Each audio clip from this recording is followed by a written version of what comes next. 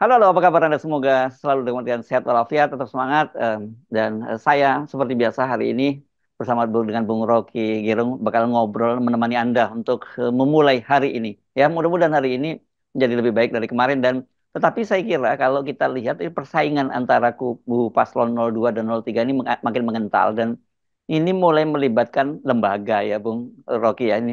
Lembaga pemerintahan dalam hal ini kan Ibu Mega kemarin waktu salam tiga jari, konsep salam tiga jari hari Sabtu itu menyentil dengan keras sebenarnya itu soal netralitas Polri dan TNI dan kemudian ada respon dari TNI yang menyatakan terutama Angkatan Darat minta agar bahwa ya kalau memang ada buktinya dilaporkan begitu. Terus Kompolnas itu juga menegaskan bahwa ya memang lembaga itu harus didengar tuh ucapan Ibu Megawati itu. Tapi yang agak ini yang bikin jadi polemik itu antara Dudung mantan kepala staf dengan PDIP ya yang mulai nyinggung-nyinggung BIN. Ini menarik kan kita tahu Dudung nih bagaimana ceritanya bisa sampai ke puncak kan sebenarnya Ibu Megawati juga punya peran tuh ya Bung Rocky ya. Ya, ini satu situasi yang pemanasannya eh, eskalasinya terlalu cepat atau makin cepat sebetulnya tuh. Mhm, mhm. Dan betul pada akhirnya kita mulai menganalisis di belakang layar apa sebetulnya yang Ya, terjadi ya, ya, itu. ya, ya. Kirim sinyal antar elit, tapi juga saling jegal antar elit kan kita Ya. bahas itu bertahun-tahun. Dan ini yang terlihat di depan mata. Dan ujiannya adalah apakah betul kapasitas berpikir bangsa ini masih mampu untuk menapis mana isu yang diedarkan, mana isu yang betul-betul real. Misalnya isu soal guru-guru besar ini yang memungkinkan kita percaya bahwa memang dalam politik pasti ada sempalan-sempalan yang diselundupkan, apalagi dalam ketidakpastian rencana-rencana elit kan. Tetapi kita mesti lihat satu gejala gejala sejarah bahwa di dalam setiap krisis pasti ada momentum untuk mengucapkan kembali moral. Nah, ini yang sebetulnya jadi dasar pertengkaran di kalangan elit itu yang menyebabkan tadi di antara lembaga yang seharusnya tidak memerlukan jalan-jalan intelijen untuk memangkas langkah lawan. Itu yang saya kira tidak fair. Jadi kalau ada gejala bahwa ternyata institusi bermain itu pasti menunjukkan bahwa di belakang layar pentas politik ini eh, akan mengalami kebakaran atau gempa bumi paling enggak itu tanda-tanda bahwa kekacauan atau ketidakstabilan akan terjadi kalau kita boleh mencium persaingan elit di belakang layar. Ya. Ini kan sebenarnya bahasa bahasa gampangnya kita bilang beginilah. Ibu Megawati jelas mendapat laporan TNI dan Polri terutama itu tidak netral. Begitu ya, Bung Rocky jelas ya. Sementara kemudian Dudung yang sekarang baru bergabung dengan Prabowo bilang, ya lu juga main gunain BIN juga kok. Gitu kan kira-kira bahasanya seperti itu ya. Itu bahasa yang kita mau cegah sebelumnya edit, tapi Ya, akhirnya mesti begitu, kalimatnya ya. mesti begitu. Hmm. Ibu Mega pasti sangat dekat dengan Bin. Hmm. Nah, kita tahu relasi sebetulnya relasi Ibu Mega dengan Pak Hmm. Budi Gunawan Budi sebetulnya. Gunawan ya. Dan itu Hmm. kita udah catat itu sebagai satu upaya untuk bagi PDIP untuk punya akses ke dalam kekuasaan. Dan itu Hmm. normal aja kalau Ibu Mega memilih mengakses kekuasaan melalui BIN. Kan standar Hmm. berpikirnya begitu kan. Hmm. Kenapa itu Hmm. terjadi? Karena semua pejabat negara sebelum dilantik itu sowan ke DPR, sowan ke Ya. ketua-ketua partai. Hmm. Dan Hmm. izin atau semacam stempel dari partai PDIP pada BIN itu terlihat tuh. Hmm. Bahkan orang selama berapa tahun ini melihat bagaimana BIN itu seolah jadi markas PDIP karena warnanya sama tuh. Ya, Walaupun kita ya. mau lihat itu sebagai sinyal dari Hmm. bangsa ini merah, Benar. tetapi semiotik politik semiotik itu bekerja. Ada Hmm. apa? Kenapa BIN tiba-tiba pakai Hmm. merah tuh? Kenapa Hmm. nggak besok pakai biru misalnya atau hijau tuh? Oh, itu semuanya Hmm. warna-warna alam semesta tuh. Nah, Ya, ya. soal-soal semacam itu yang kalau kita belajar hermeneutik itu semacam permainan simbolik sebetulnya. Nah, permainan Hmm. simbolik ini yang dibaca oleh Pak Dudung itu Hmm. sebagai persembunyian taktik politik dari PDIP itu. Dan Hmm. itu kemudian setelah lantang ya Pak Dudung biasa aja kan, orangnya kan ceplas-ceplos aja. Lalu juga main bin kok kira-kira begitu kan, Iya, kalau iya, iya, bahasa tanah iya, abangnya iya, Dudung iya, tuh. iya, iya, iya, iya. Dan menariknya kelihatannya ucapan Pak Dudung ini yang dulu dekat sekali dengan juga Ibu Megawati karena mertuanya juga Pak Khalid Ghazali itu kan anggota Iya, Bamusi ya, PDIP. PDIP ya gitu ya.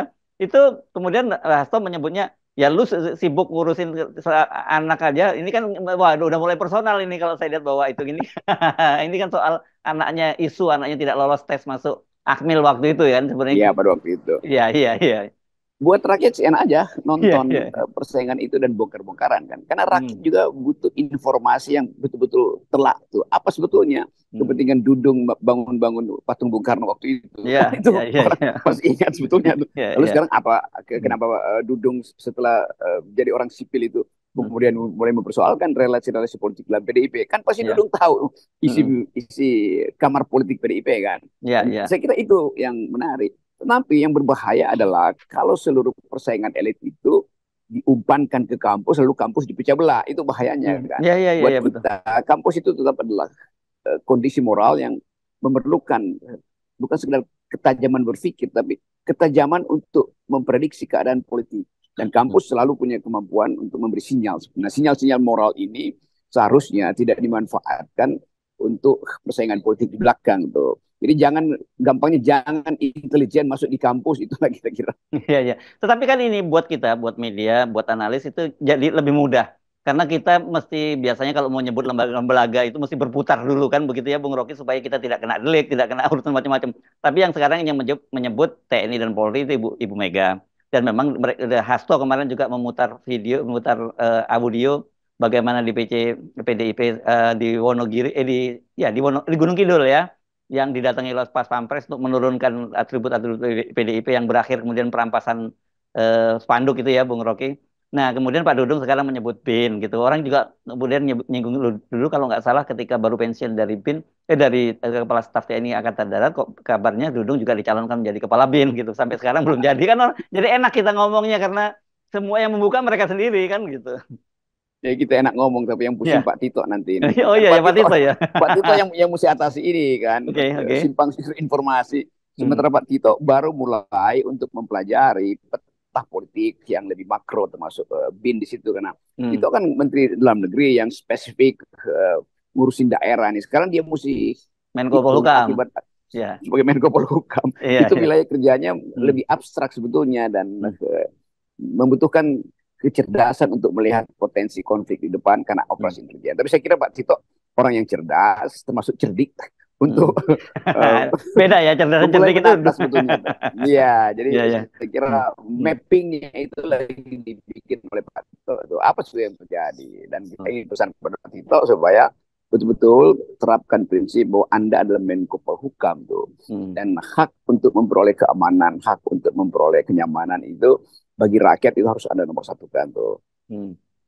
Ya, ya. Tetapi kan yang jadi eh, sekarang buat kita jadi wah kalau kemudian ini ke lembaga-lembaga ini yang diharapkan tadinya netral bermain begitu. Ini kan jadi kita ya jadi hopeless dong dengan situasi politik saat ini. Dan saya kira ini kan pertarungan antara 002 dan 03 begitu ya. Jadi 01 yang jadi kebingungan karena mereka tidak punya perangkat peralatan kekuasaan kan begitu.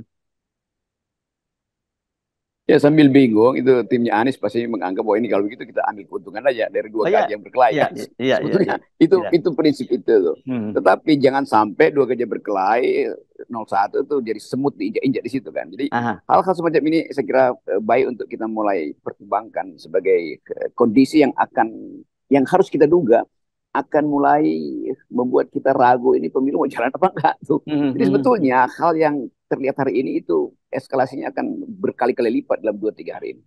Ya, dan ini kan sebenarnya yang kita sejak awal kenapa kita meributkan cawe-cawenya Pak Jokowi ya. Ini jadi terbuka karena pecah kongsi lah antara Pak Jokowi dengan PDIP. Kalau mungkin tidak pecah kongsi, ya ini nggak pernah akan muncul ke permukaan kan begitu. Betul ini soal ini sebetulnya yang menyebabkan panggung akhirnya goncang. Yang Ya. tadinya stabil, Hmm, tapi di belakang layar itu berebut jadi peran, jadi hmm, aktor itu atau berebut jadi sutradara. Padahal sutradara itu harusnya satu aja. Jadi hmm, sekali lagi kita mau terangkan soal-soal ini sebagai keadaan yang berbahaya. Karena makin lama kondisi politik kita itu terlihat umpan mengumpankan kesalahan atau jebak menjebak kejahatan. Sebetulnya itu yang terjadi itu. Dan semua ini mesti kita kembalikan pada ketidak matangan Pak Presiden untuk melihat politik sebagai sesuatu yang harusnya tidak ia campuri itu. Jadi sialnya kita nggak bisa lagi terangkan itu karena Pak Jokowi udah berpihak. Dan sebetulnya kita mau minta Pak Jokowi jadi kepala negara udah nggak mungkin. Jadi kita mulai bersiap, kumpulkan tokoh-tokoh yang masih mampu untuk mengatakan kalau terjadi gempa bumi politik atau guncangan badai politik itu masih ada skoci-skoci kecil yang kita siapkan. Nah, skoci-skoci itu harusnya ada di kampus-kampus. Jadi jangan curigai kampus dan kita juga ingin pastikan kampus jangan mau dengan bahasa kecil semua katakan tergiur oleh permainan kekuasaan. Apalagi melalui fasilitas intelijen. Tapi saya ingin melihatnya dari segi justru perspektif lain, Bung Rocky. Kita ingat dulu ketika kita dunia ini ada dua polar begitu ya, antara blok timur dan blok barat gitu kan.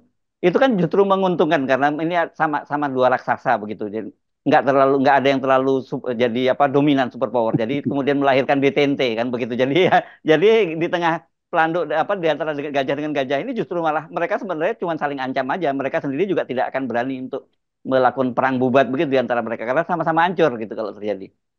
Ya, itu yang dulu disebut apa tuh?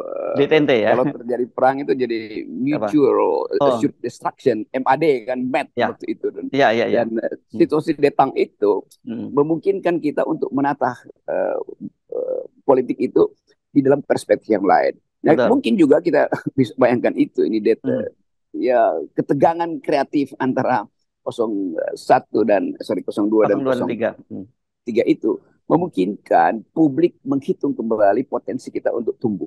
Kan itu intinya kan. Jadi kalau kita lihat manfaatnya apa? Ya manfaatnya akhirnya kita lihat dua gajah lagi berselisih, maka semut mulai mengatur barisan tuh. Itu kira-kira lewat mana yang aman itu. Tapi kita mesti duga dengan kuat bahwa kemampuan kita untuk menghadapi masalah ini sudah kita ujikan 2 kali itu di 65 kita bisa lolos dari kekuatan persaingan dua raksasa dunia ini. 98 juga sebetulnya ada raksasa-raksasa yang bermain dalam politik kita. Nah, sekarang kita mau duga dengan kuat bahwa pasti pertarungan antar elit tadi, terutama kursi 02 dan 03 itu pasti diintai oleh pemain-pemain global di Indonesia. Itu raksasa financial market yang nongkrong di Singapura melihat wah ini mulai ada potensi ras, mari kita mainkan kurs rupiah atau Amerika Serikat yang tetap berupaya untuk nuntut Indonesia proxy lu kemana tuh. Jadi semua ini sebenarnya membuka percakapan baru bahwa politik Indonesia di 2024 atau pemilu 2024 tidak akan lepas dari persaingan global bahkan. Jadi bukan cuma gajah-gajah lokal tapi gajah-gajah global juga lagi ngintai kita. Ya, jadi saya kira dalam konteks ini kita mesti mengucapkan terima kasih kepada Ibu Mega yang dan juga Pak Dudung. Karena dengan mereka kita jadi lebih media percakapan publik jadi lebih mudah. Kalau tadinya itu bisik-bisik tetangga saja perbincangan itu, tapi karena sudah diucapkan secara lantang di depan ratusan ribu orang di GBK oleh Ibu Mega dan kemudian juga diucapkan oleh Pak Dudung, jadi semuanya jadi lebih enak sekarang begitu ya. Ya, jadi posisinya terbuka lah itu. Lu poin lu ini, poin gue ini kira-kira. Tinggal kita tunggu poin Tito Karnavian sebagai petugas baru atau penentu baru stabilitas politik sebagai Menko Polhukam. Yes, oke, baik. Terima kasih, Bung Rocky. Tetap ya.